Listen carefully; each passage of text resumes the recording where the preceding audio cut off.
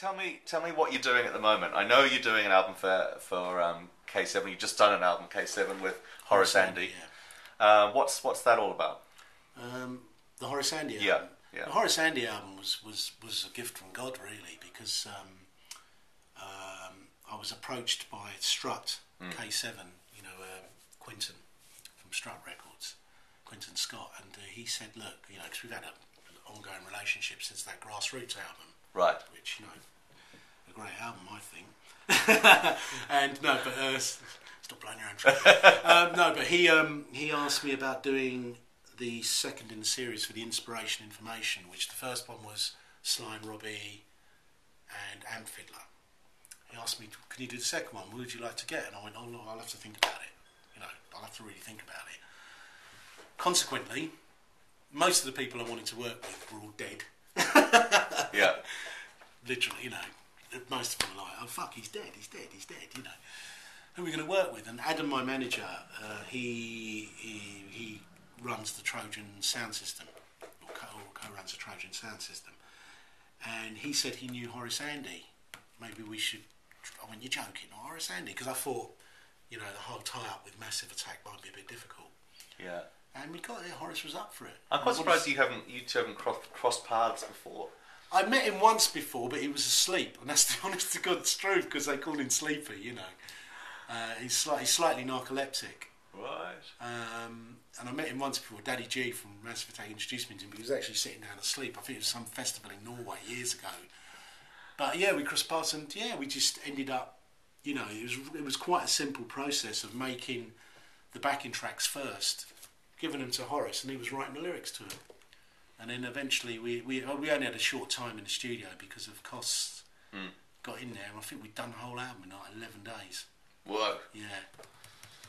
Heavy. It's kind of the new way of working, isn't it? Yeah. At the moment, definitely. Good though, good fun. Get in there and hit it hard. And then we went off on tour and did that whole thing. It was good fun. So that was great. And then the other project I'm working on, the Mavis project, it's been a long time going really, but it's a weird project. It's basically one rhythm or one track that myself and my partner Darren Morriss had made, and we gave it out to Kurt Wagner from Lamb Chop, right? Because we'd already worked with him under Express 2 on the last album. So I thought, and being a Lamb Chop fan, it was like no problem, Sent it out to Kurt, and Kurt loved the instrumental, and he did a vocal. And when we got it back, this is before the album was even thought about. We were like, wow, this is what are we going to do with this? Put it out on a 7-inch, And then, I'd very encouragement from my manager at the time, Chris Butler. He encouraged, said, I think you should do an album project out of this. And it grew from there, really. And eventually, we've got all these different singers involved in this project who are all, what they do, they've all sung on the same backing track. But then once we get the vocal back with the backing track, we then subvert the backing track. Okay. So it's like a rhythm excursion, like in reggae sort of thing. You subvert it and change the backing track slightly. Hence, all the tracks on the album are connected. It's a bit like Chinese Whispers. Yeah. That sounds amazing. Yeah. Intriguing. Yeah. So what's how far are you into that now? We're in the process of finishing up, really. Right. We have to. We got deadlines now. But it's been ongoing nearly 4 years. But it's not been rushed. It's just when we've had the time, and because we've done it pretty much without a budget, to a certain degree, it's been a lot of love from the different singers and that. Yeah. People just, we'll do that for nothing for you, and all they've done is taken their publishing split. We've got like Edwyn Collins on there, Ed Hardcore, Candy Staton. We've got a couple of unknowns, and then you've got obviously Kurt Wagner's on there. Yeah.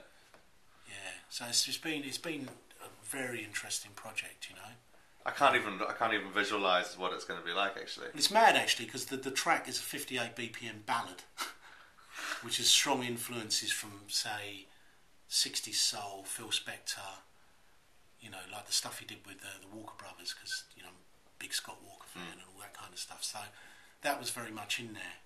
The reason why it's called Mavis is because what originally started us to work on our instrumental was hearing a version of A House Is Not a Home by Mavis Staples. And the fact Mavis in itself as a name is pretty iconic. Yeah. Do you know what I mean? In terms of, you know, Northern Lass and also the whole Mavis Staples connection. Yeah. So it was, that's good. And what about honest to good dance music? What's happening? Well, I've actually taken my foot off the gas, apart from the stuff I've been obviously doing with Express 2.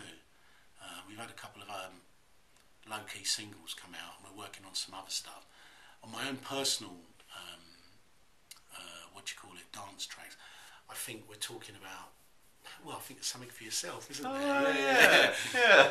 Which hopefully we can wrap up sometime soon, you know. Yeah.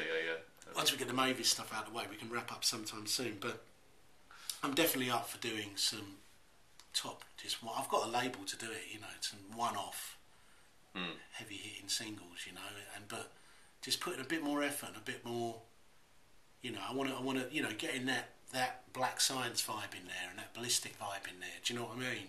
Yeah. You know, just big pieces of music that you can dance to. I think you'll find that there's going to be a pretty receptive audience for it. Thank you very much, Ashley. No, thank you very much, Chris. It was very, very enjoyable, and I would love to do a part 2. Definitely. Let's do it. Yeah, let's do it, man. Definitely. Wicked.